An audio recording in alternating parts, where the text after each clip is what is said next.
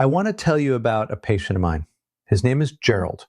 Gerald is 74 years old, and he came to see me, not because he wanted to, but because his wife, Patricia, had insisted. Because Gerald had woken up 3 mornings in a row with a headache that felt different from any headache he had experienced before. Heavy, pressured, sitting behind his eyes. And when Patricia had taken his blood pressure with the home monitor they kept on the kitchen counter, the reading had been 168/96 at 7 in the morning. Before he had eaten anything, before he had taken his medication, before he had even had his coffee, 168/96. And Patricia had looked at that number and looked at her husband and said, "Gerald, we are going to see Dr. Chen today." When Gerald sat down in my office and I went through his history and his medications and his daily routine, I found something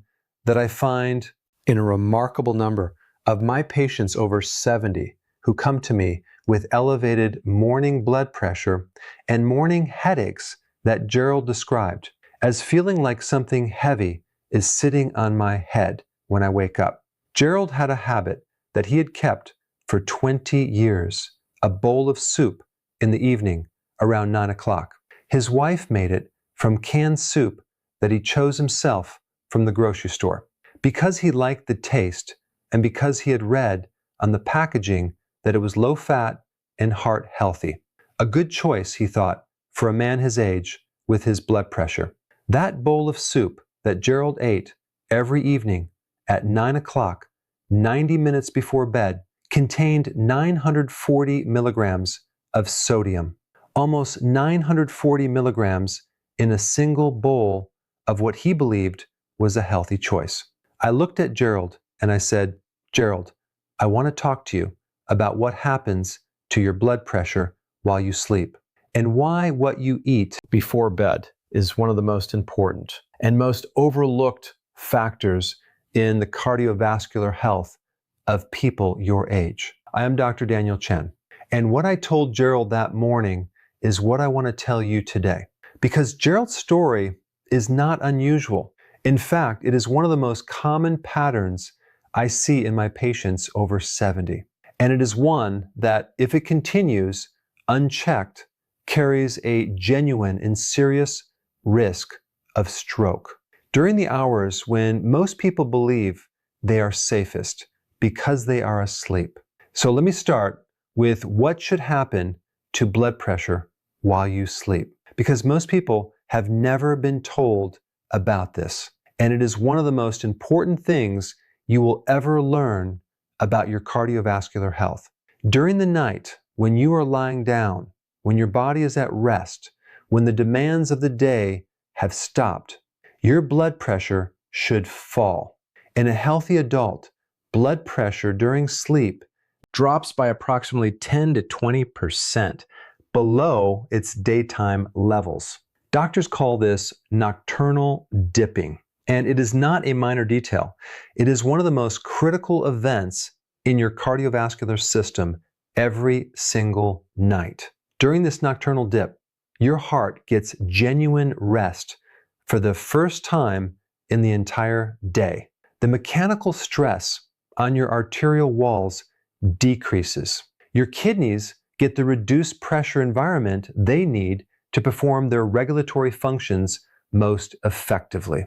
And the small, delicate blood vessels inside your brain get a nightly period of reduced pressure that allows them to recover from the demands of the waking day. This nightly drop in blood pressure is not optional. It is a physiological necessity that your heart and your brain depend on every single night for long-term health. Now, here's what happens when that drop does not occur. When blood pressure stays elevated through the night, rather than falling the way it should.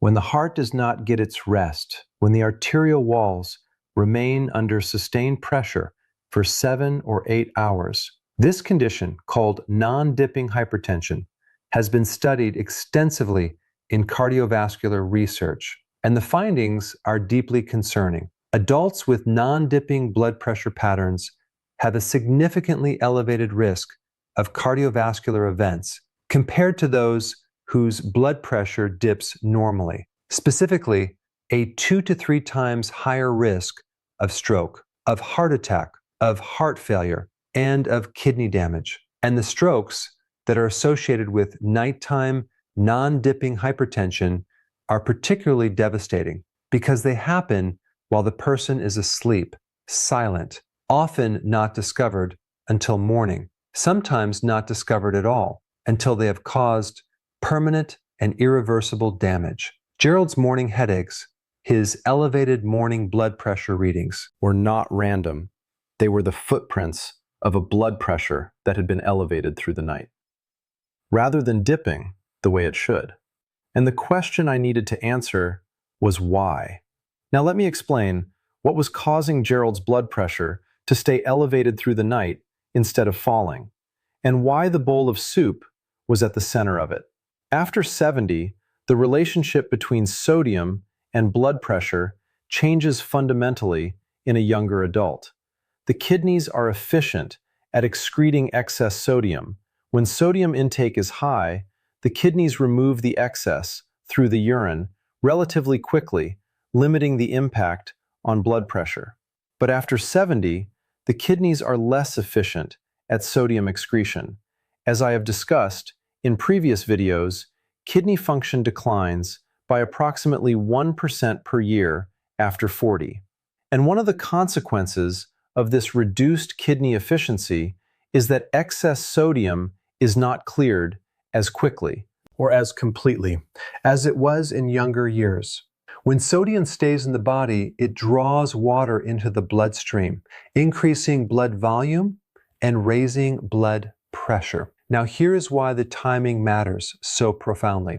When you eat high sodium food during the day, your body has hours before sleep to begin processing and excreting that sodium load. It is not perfect after 70, but it has time to make a meaningful dent in the sodium burden before the critical nighttime period.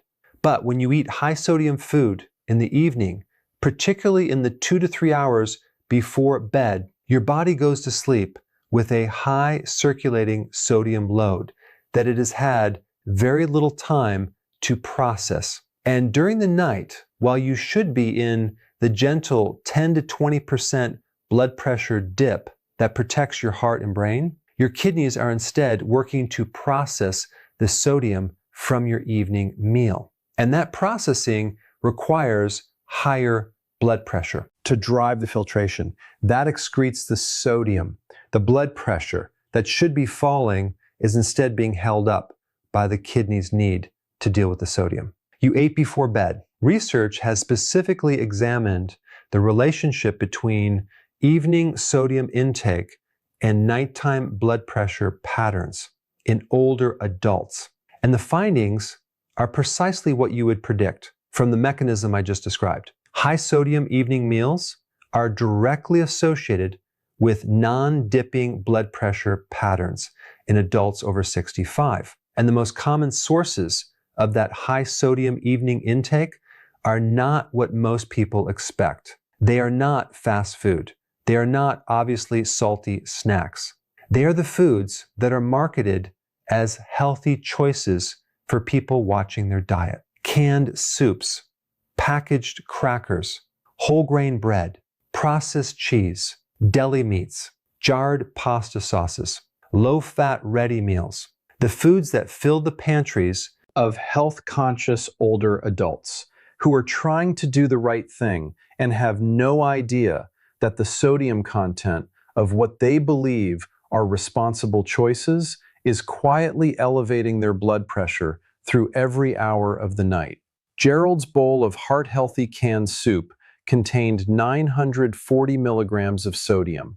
To put that in context, the American Heart Association recommends a maximum of 2,300 milligrams of sodium per day for the general population and 1,500 milligrams per day for adults with hypertension. Gerald was consuming 940 milligrams in a single bowl of soup at 9 o'clock at night, 90 minutes before bed. That is 63% of his recommended daily maximum in one meal, eaten at the worst possible time for its effect on his blood pressure during sleep. And he had been doing this for 20 years. Now let me also explain the second mechanism that was compounding Gerald's problem, beyond the direct sodium effect. Because it was not just the soup, it was also what Gerald did. After his soup, he went to bed. When you lie down, after eating, the distribution of blood in your body changes. When you are upright, gravity keeps a significant proportion of your blood volume in your lower body, your legs, your abdomen, your pelvis. When you lie down, that blood redistributes toward the central circulation, toward the heart, and toward the head. In a healthy younger adult, the body manages this redistribution without a significant change in blood pressure. But in an older adult with already elevated blood volume due to the sodium load from a late evening meal, this lying down redistribution of a larger than normal blood volume can cause a further elevation in blood pressure. In the first 1 to 2 hours after lying down, precisely during the period when blood pressure should be beginning its protective nighttime decline, instead, it rises or stays elevated while Gerald is drifting off to sleep and remaining elevated through the hours when his heart, his brain, and his kidneys need it most to be falling. Now let me also talk about something that Gerald was unaware of, and that many people over 70 with his pattern of blood pressure have never been told about.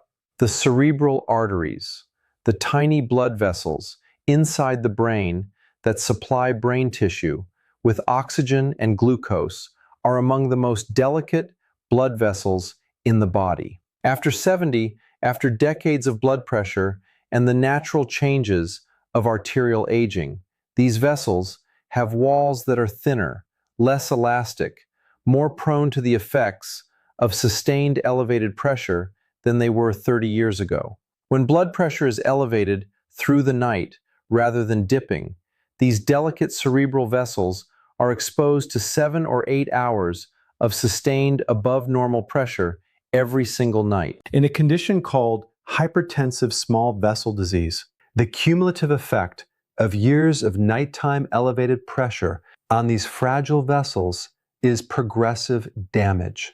Small areas of the brain begin to show the white matter changes that I described in my video on blood pressure and dementia. The risk of a lacunar stroke, a small but devastating stroke in the deep structures of the brain caused by the rupture or occlusion of one of these small vessels, increases significantly. And the hemorrhagic stroke risk, the risk of a blood vessel inside the brain actually bursting under the sustained pressure of elevated nighttime blood pressure, also rises. These are the strokes that happen while people are sleeping, that are discovered when someone wakes up unable to speak, or unable to move one side of their body, or doesn't wake up at all. And the food that was eaten the night before was part of the chain of events that led to that morning. Gerald heard all of this, and he looked at me very quietly, and he said, "Dr. Chen, I thought that soup was good for me. I thought I was making a healthy choice." And I said, "Gerald, you were making the best choice you knew how to make with the information you had. The problem is the information. That was never given to you. Let me tell you what to eat instead, because my job is not to take something away from Gerald without giving him something better to replace it. For the evening meal, after 70, the goal is a sodium content of no more than 500 to 600 milligrams for the entire evening meal, and ideally lower if blood pressure is elevated or if kidney function is reduced. This means avoiding canned soups and choosing homemade soup instead, made with fresh or frozen vegetables and low sodium stock, or no added salt at all, with natural herbs and spices for flavor. Avoiding packaged or processed foods that form the majority of hidden sodium in most older adults' diets, and choosing fresh, whole foods that are naturally low in sodium. For the evening meal, including grilled or baked fish, which is both low in sodium and rich in omega-3 fatty acids that support arterial health. Fresh vegetables, roasted or steamed without added salt. Legumes, including lentils, chickpeas, and black beans. Cooked from dried rather than from canned, or if canned, thoroughly rinsed, which removes approximately 40% of the sodium from canned legumes. And whole grains, including brown rice, quinoa, and oats, cooked without added salt and seasoned instead with herbs, lemon juice, garlic, and olive oil. Gerald also made one other change that I want to mention because it is simple and the evidence behind it is meaningful. He moved his evening meal earlier from 9 o'clock to 6:30. This gave his body 2.5 additional hours to begin processing the sodium from his meal before lying down, and 2.5 additional hours for his digestive system to do its work before the lying down redistribution of blood volume that can compound the blood pressure effect of a high sodium evening meal. He also began what I described in my blood pressure video as a pre-sleep relaxation practice. 5 minutes of slow breathing before closing his eyes to activate the parasympathetic nervous system and support the natural autonomic shift toward lower heart rate and lower blood pressure that should accompany the transition from wakefulness to sleep. Gerald came back 6 weeks later. Patricia took his blood pressure that morning before he left the house. 128/78, down from 168/96. He had not changed his blood pressure medication. He had not added a new medication. He had changed his soup and the time he ate it. He sat down in my office and he put the blood pressure record that Patricia had been keeping on the table between us. And he said, "Look at that. Look at what eating differently did to my blood pressure while I sleep." And I looked at that record and I thought about every patient over 70 who is eating a bowl of heart-healthy canned soup at 9 o'clock at night and waking up with a headache and a blood pressure reading that frightens their wife and does not know why. Let me bring everything together. After 70, the kidneys become less efficient at excreting sodium when high sodium food is eaten in the evening, particularly in the 2 to 3 hours before bed. The body goes to sleep with a sodium load that it has had very little time to process. Blood volume remains elevated. The kidneys work through the night to excrete the sodium, and blood pressure that should be falling by 10 to 20% during sleep instead stays elevated or rises. This non-dipping pattern exposes the delicate blood vessels of the heart, the brain, and the kidneys to 7 or 8 hours of sustained above normal pressure every single night and over months and years. That sustained nocturnal exposure drives the small vessel damage and the cardiovascular risk that is associated with the most devastating strokes and heart events that happen while people are sleeping. The foods most responsible for this nighttime sodium load in the diets of older adults are not fast food. They are the products marketed as healthy choices.